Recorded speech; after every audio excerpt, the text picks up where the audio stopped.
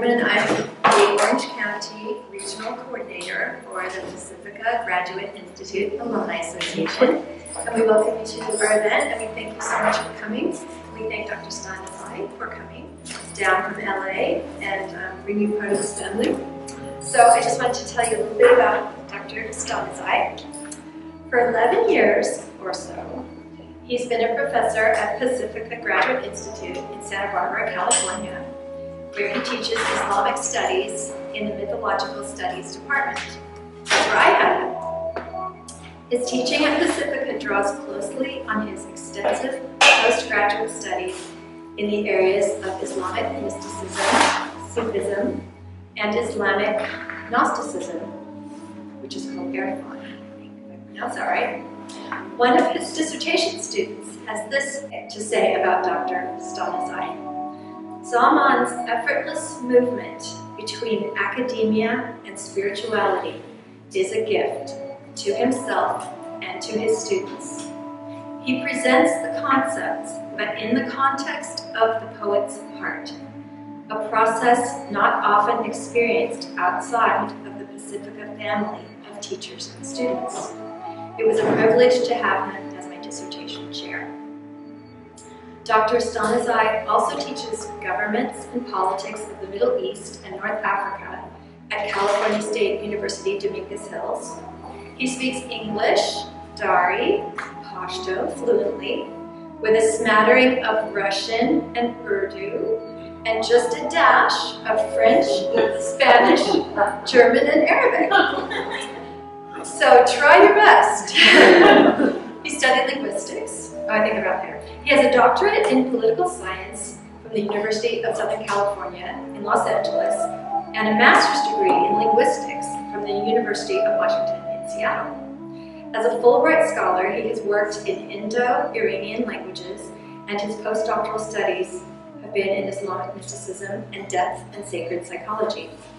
In addition to teaching at several colleges and universities in Southern California and abroad, Dr. Stanizai has also lectured widely on Islamic contributions to world civilization and likes to reflect on current conflicts in historical context.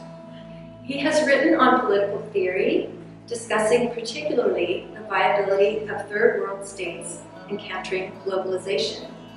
He also writes about how political identity, especially the politicization of ethnic, national, and religious identities, contribute to regional and global conflicts. In his literary endeavors, Dr. Stanizai explores beauty in the depth of thought through a modern perspective. As a published poet, Dr. Stanizai has translated the works of Rumi, Hafiz, and Rahman Baba, whose classical style he emulates in his Pashto and Dari Persian verse.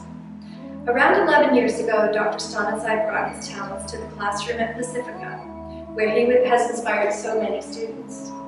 And Pacifica seems to have done likewise for Dr. Stanizai, who has said that Pacifica Graduate Institute's milieu has spun my most mundane thoughts into a higher spiritual dimension. Dr. Stanizai has an established reputation as someone who brings people together from diverse cultures.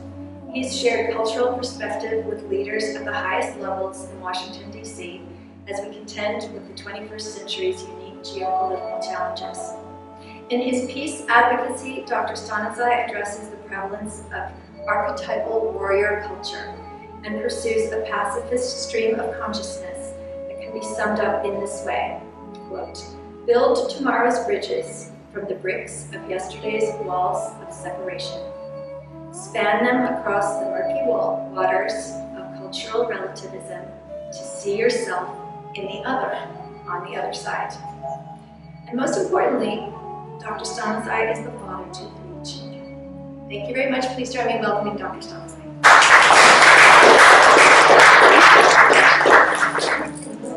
Thank you for your presence. I thank Dr. Borman for taking this the effort of arranging for the talk here. I thank Jahan for giving me the inspiration and for laughing at my joke this morning.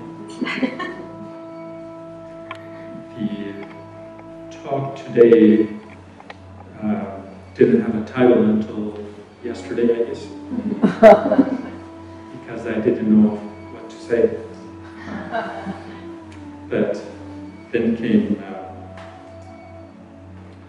Tat Fam Hasi, that you are, that which you seek. So you are what you seek. We have a beautiful verse by Afzal Kashani. هر چیز که در جستن آنی آنی. You are what you seek. Throughout the course of human history,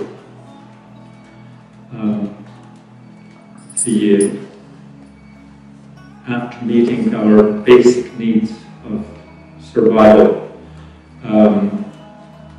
we have realized that there is a void within each one of us, and it's that void we want to fill. But oftentimes we don't know what with or how. The important thing is to feel the thirst. You don't have to have the drink. It's in the thirst where you will have your yearnings, where you will have your longings, and the suspense between you as an individual seeking the drink and the drink seeking you in return is what defines your humanity. We will travel around the world and across the centuries to find out how that thirst is either quenched or an attempt is made towards that. So I'll be going, in addition to globetrotting, going from country to country, culture to culture, person to person, but also language to language, because oftentimes the beauty of poetry is in the language in which it was born.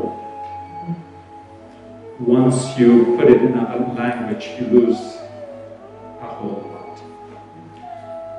So if you understand the language, that's good, and if you don't, that's wonderful, because you will be in my company. We are starting in Afghanistan, 13th century. ای با من و پنهان چو دل از دل سلامت میکنم. ای با من و پنهان چو دل از دل سلامت میکنم. تو کعبه هر جا روان قصد مقامت میکنم. هر جا که هستی حاضری از دور در ما ناظری. شب خانه روشن می شود چون یاد نامت می کنم. گر غایبی هر دم چرا آسیب بر دل می زنم. ور حاضری پس من چرا در سینه دامت می کنم. O hidden in the depth of this heart of mine, I greet thee with my whole being. You must be my true celestial pole. Why else would I be turning towards you wherever I go? Says Rumi.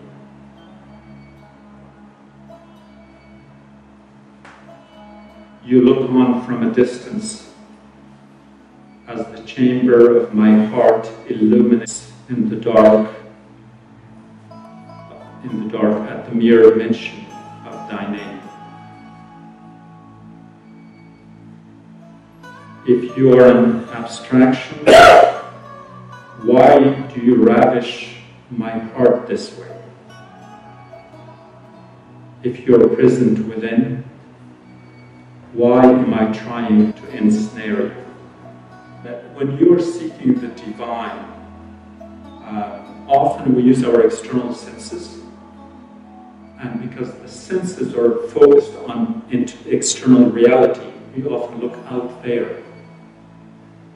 And we keep looking, and often we don't find it there.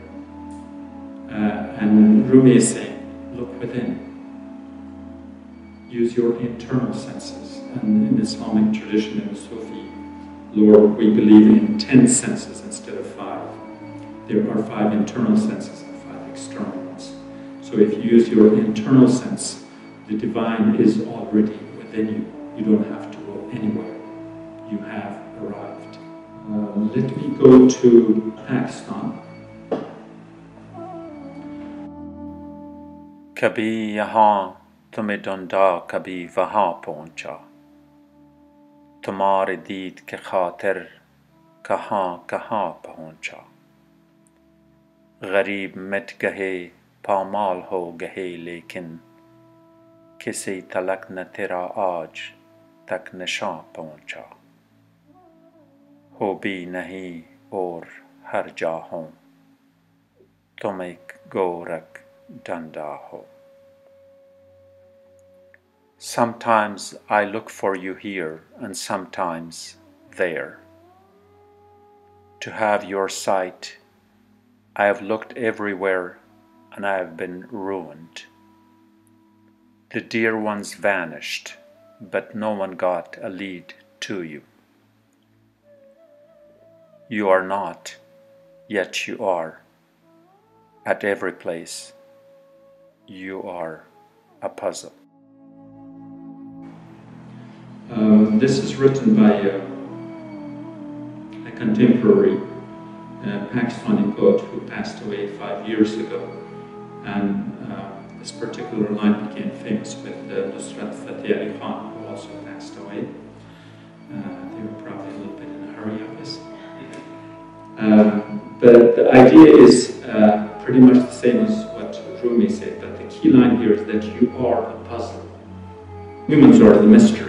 Because on the one hand, we are way too sophisticated to be dissected and reduced to any particular sense or skill or ability to detect things. And yet, in spite of all the sophistication, we are not capable of seeing every reality as we should.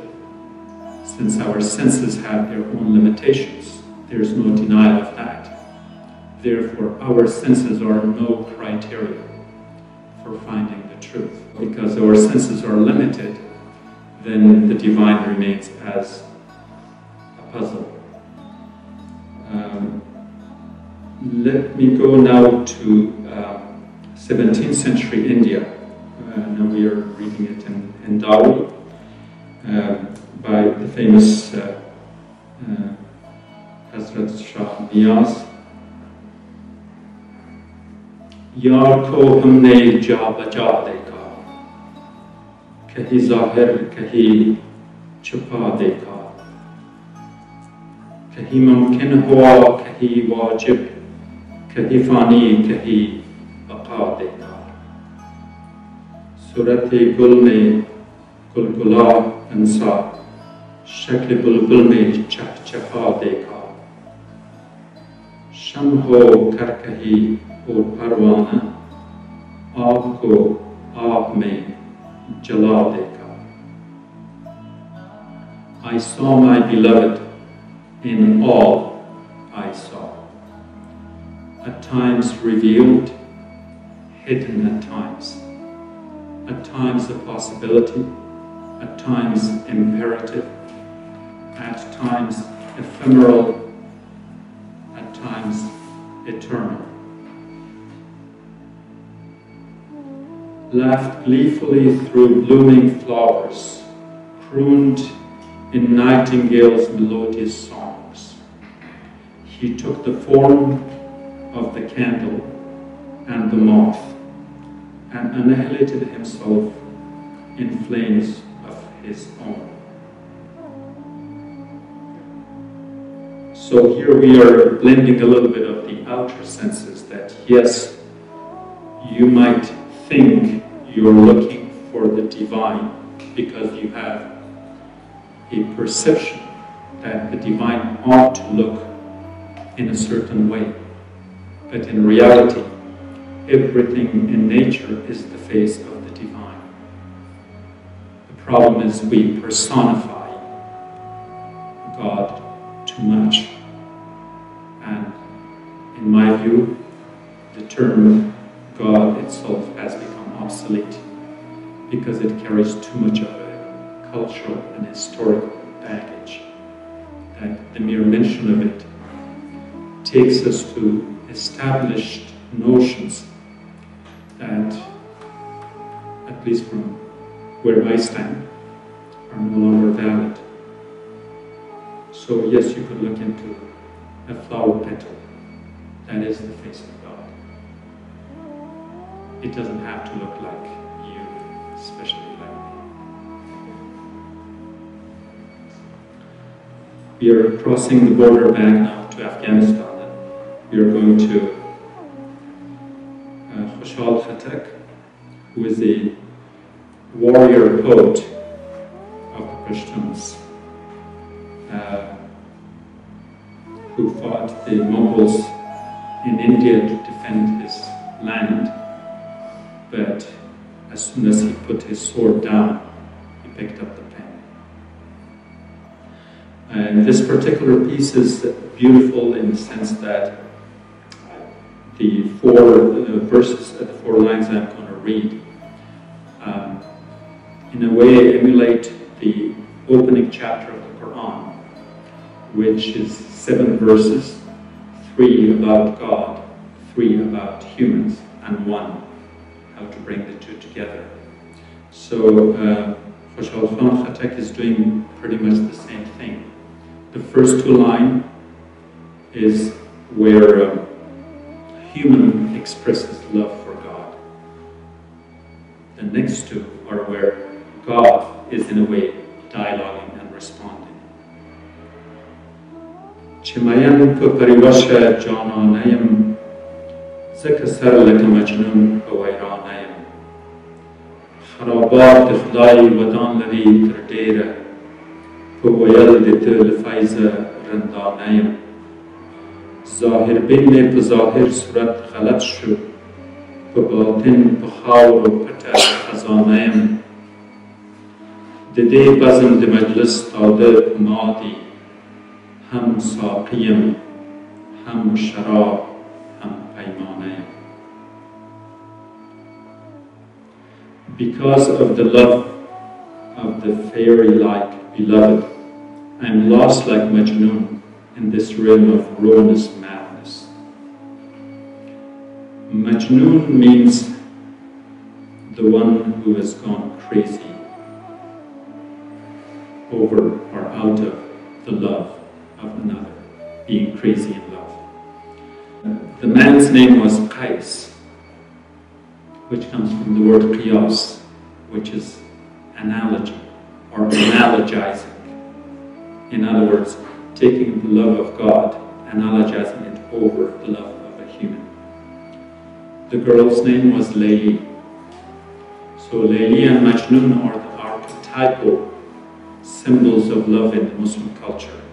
Anywhere you go, you mention the 2 names, and people would know. And the word Layli comes from Layl, which means night or darkness. And from the mythologies of the region, we know that the divine feminine is the darkness that gives birth to reality in the darkness of the womb. So Layli being the divine feminine, and Majnun is analogizing that divine feminine onto the form of another being who happened to have the same name. Back to Khoshal Khatak. I'm in love and I have gone crazy in this realm of the ruinous madness. obviously, when I don't know if you guys had any experience of being in love, but I do. When you're in love, nothing matters. Nothing matters except one thing. So because you give up everything else, that in a sense, from a worldly perspective, is called a kind of madness. And in that madness, that which is destroyed around you, in the Sufi tradition, that's referred to as kharabat, which means the ruined reality. In other words, the reality of reality is the divine reality. This is only a perception. Then the divine response to that, how have they fallen in love with my outer appearance, not knowing that within I'm a hidden treasure? Based on a saying of the Prophet, and this is referred to as Hadith Qudsi, where God speaks to the Prophet in the words of the Prophet. If the words are also of God, and that is the Qur'an, obviously. But if they are paraphrased or stated in the words of the Prophet, that's called Hadith Qudsi, it's a special one. And the one that the Sufis often talk about is the one where the Almighty says, Kuntu kanzan makhfiyan, I've been a hidden treasure. And before the absolute unicity of existence turned into a multiplicity. In the next line, then it says, I entertain this gathering of the inebriated. I am the cupbearer, the wine, and the decanter. So, in reality, everywhere you look, not only in terms of visual perception, but in terms of that which happens in reality, every action, in essence, is the action of the divine. We become instruments for it. So the metaphor of being the cupbearer, the wine, and the decanter. Once you get to the concept of the wine, which is a very common theme in Sufi poetry, that it's the inebriation of the human soul with the perception of the divine. In here I've brought two poets, one from India, one from Persia. The first one is Amir Khosraw Dehlavi, who lived in the early 14th century. If you have heard Indian music, this genius was the inventor of the sitar that Ravi Shankar plays, for instance. He was also the inventor of tabla that Zokir Hussain plays. And those two instruments defined the classical northern Indian music. But having had such a deep musical mind, he sometimes even wrote his poetry using onomatopoetic sounds that were not really words, but he transformed them into words. The one I've chosen here is not that complicated. Sharab-e lal bashad qut janha quwwat dilha Allah ya ayyuha as-saqi adirkan san manabilha. And the next two lines. Allah ya ayyuha as-saqi adirkan san manabilha ke ishq asan namud awal wali uftad mushkilha. So the lines that are written in white, red background, are in Persian. The lines that are written in red with white background are in Arabic. There is a style of poetry called Tazmini, in which one poet would dialogue with another across centuries sometimes, but in order to justify that dialogue, we will borrow one line, one verse and put it completely, and then recontextualizes it from the other's perspective. So on the English side, the highlighted is the shared verse. So if you read Amir Khusrau in the 1300s, he says, "Red wine sustains the souls and strengthens the heart. O cupbearer, pour on and keep the chalice tilted." And then Hafiz, within the same century, but about 100 years later, responds by saying, "O cupbearer, pour on and keep the chalice tilted." Because falling in love seems deceptively easy at first, but entails hardships afterwards. Looks familiar? The key word here is no. And as we were just saying that, we want to know. Our inquisitive mind can't be stopped. But can we? Now I'm going to Arabia. This is Prophet Muhammad. وَقُلْ رَبِّ زِدْنِي عِلْمًا. O my Lord, increase my knowledge.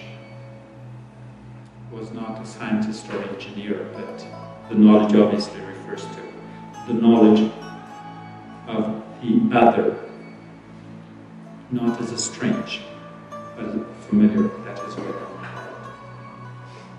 my favorite prayer and supplication of the Prophet is this one. Subhanaka ma arafnaka. Glory be to thee, O God, for we could not know you as you deserve to be known. Acknowledgement, confession, resignation, any way you want to look at it. In other words, the thirst is there, but it is not perceived as frustration just because you can't get there. The important thing is that you want to. And as I said earlier, this wanting is the most important part. We are going from Arabia to Los Angeles. For what thou art, from whence did we humans get the audacity to think that we have the wherewithal to know God, let alone love Him? The limitations of our capabilities create in us, in the intermediate, hindered perceptions as projections, not reflections.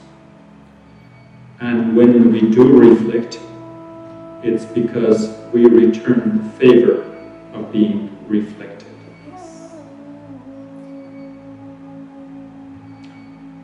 Our incessant longings settle for an idea that never actualizes as an ideal, but it is realized as an idol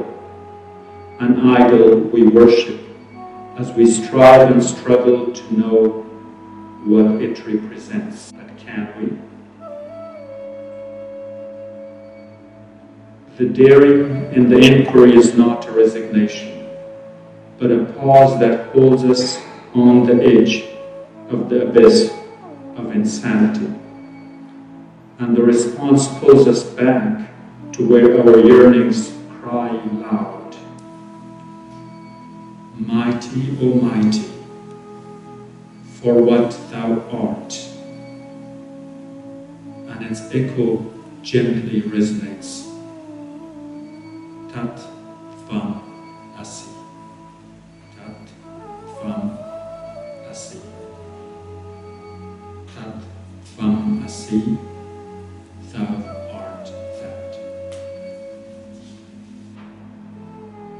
You can't remain quote-unquote frustrated forever. So there is an alternative in the voice of Prophet Muhammad. Mutu qabla an tamut. Die before you die. It must have perplexed a lot of people at the time, because that there seems to be a contradiction, and why would one want to die? But once understood, it had been elaborated on and explained variously. Here we go to Rumi.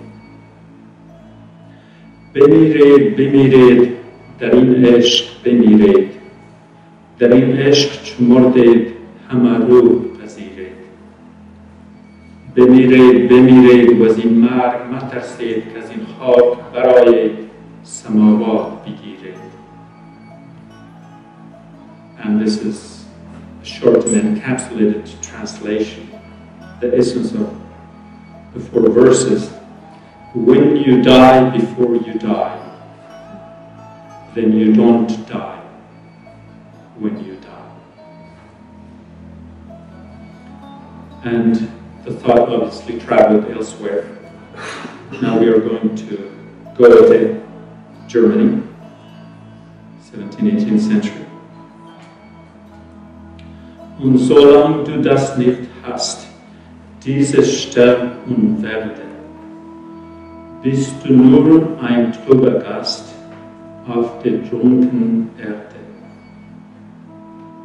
And so long as this you lack, this dying and becoming, you will be but a dull guest on the darkling earth. And he was not alone. Another thinker, Rainer Maria Rilke, said pretty much the same. One of his most profound stanzas. Was wirst du tun, Gott, wenn ich sterbe? Ich bin dein Krug, wenn ich zersterbe.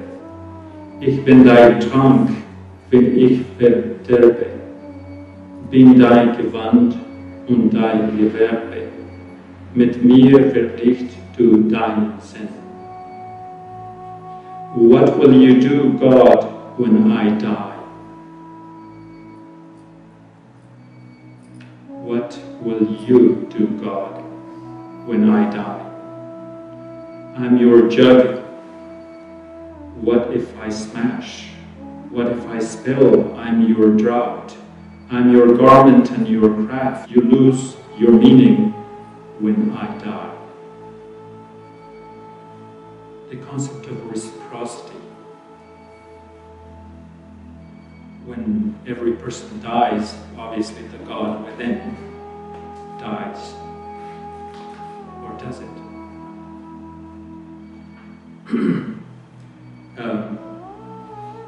The poem ends with this verse, which is, I think, at the heart of the whole thing. Was wirst du tun, Gott? Ich bin bange. What will you do, God? I'm afraid. To show his real concern. And the one on the left is also Rilke's thought that I love the dark hours of my being. My mind deepens into them. There I can find, as in old letters, the days of my life already lived and held like a legend and understood. The dark hours. We often associate darkness with ignorance, but darkness is not only in terms of, as I explained earlier, Leili. The whole universe is dark. Yeah, there are suns lighting up here and there, but the true color of the universe is darkness, from which we all come. And even those of us who have realized that have discovered it usually in the dark. The Prophet went to a cave for 40 days and nights every year. That was his retreat, because it was the only way he could close the window on the outer reality. And Jesus disappeared, again closing the window on and Siddhartha living the palace. So the Islamic calendar is referred to as the calendar of migration, but that's not like moving from point A to point B. If you're within the same reality, you haven't gone anywhere. So you have to migrate out of the self that you know to another self that you can become. And that can be done through this motive of love. Die and be. This one is just a few weeks old. In the stillness of the moment, when time stands still in awe of itself, when the now accepts no other, when linear reality disrobes and space peels down the layered garment of visual perception. Destiny is destined to embrace your being amidst beams of reversibly reflected shadows. You are perpetually arriving into the unfathomable void of an endless journey without having taken a step. The eye sees itself in the eye that is no more. Your is, was, were, are one.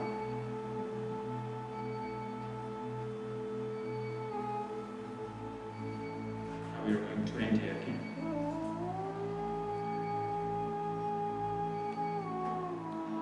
Ishq ibadat Rab ki yaara, ishq masiha, ishq khuda hai.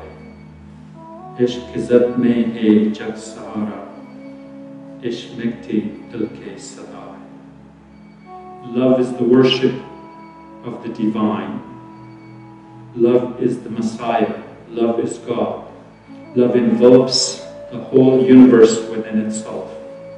It is the song of a fragrant heart. And this next stanza is colored in Spanish. El amor es la melodía de la respiración. El amor es el espejo de los corazones. Debido a la luz del amor, todo el mundo está iluminado. Love is the melody of breath.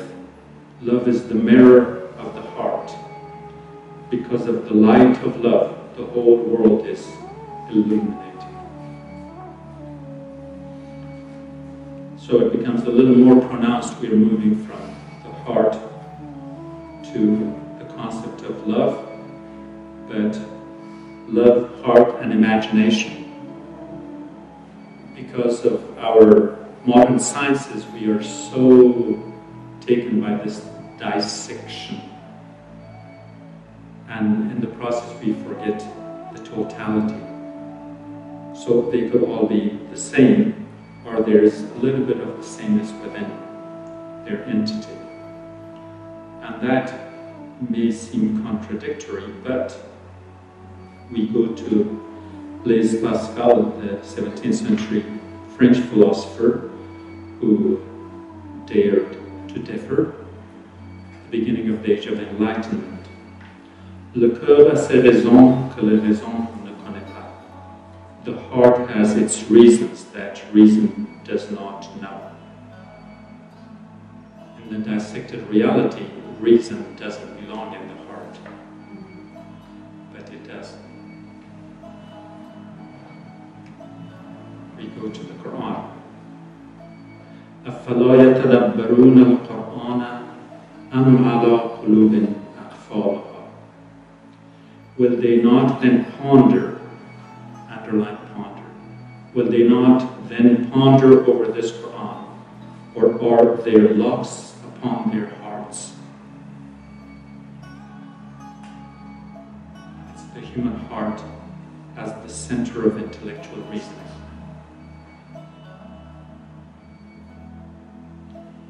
قل هو الذي أنشأكم وجعل لكم السمع والأبصار والأفئدة.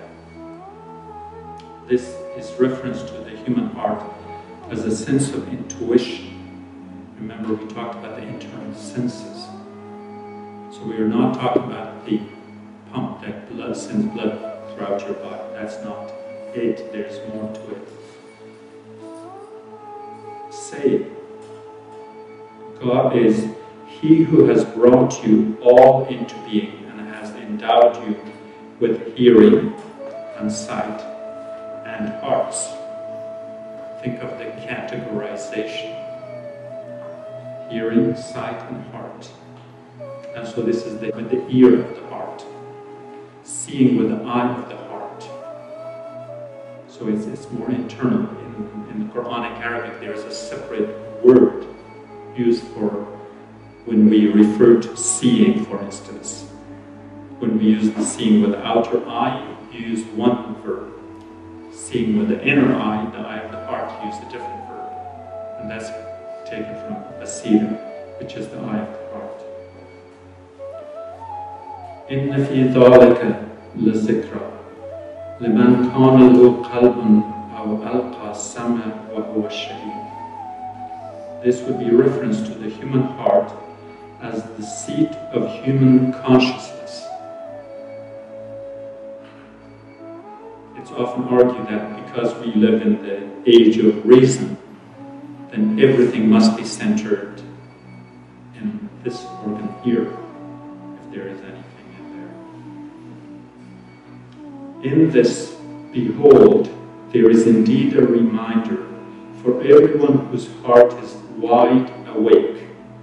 That is, everyone who lends ear with a conscious mind. So we draw conclusions now that we covered the poesis, and the emotional side. It makes sense to kind of phrase it a little bit here. The human-God relationship is one of love. The Sufis are in love with the God of love. Love becomes a religion not merely as the raison d'être of all creation, but as the means and medium through which the sacred and the profane connects the human and the divine.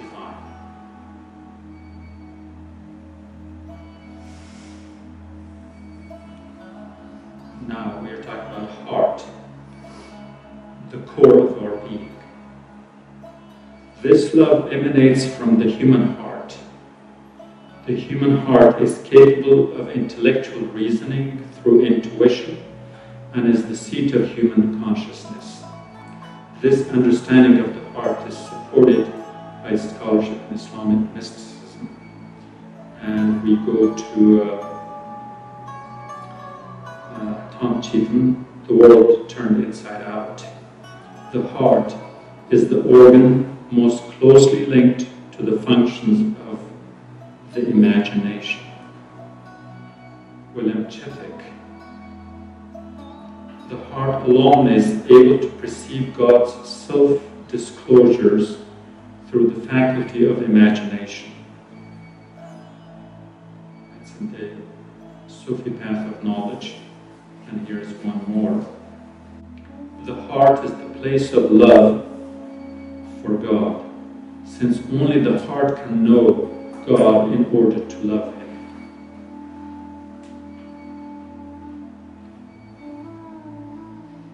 Within the innermost core of the human being, there is a place where we remain one with God. The Sufis call this place the heart of hearts. It is the home of the self, our divine consciousness. The self is the part of us that is never separate from God. It's the fondly Sufism, the transformation of the heart. and imagination in the Sufi thought. Again, not daydreaming or fantasies, but imagination again as an inner sense, especially in reference to the active imagination.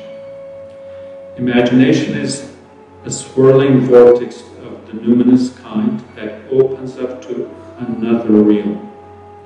It is a link infused with a reciprocal connection between the human and the divine. Imagination as the sense organ of the soul and the realm of the union of opposites is a medium through which the human heart surrenders and opens up to witness the convergence of the self with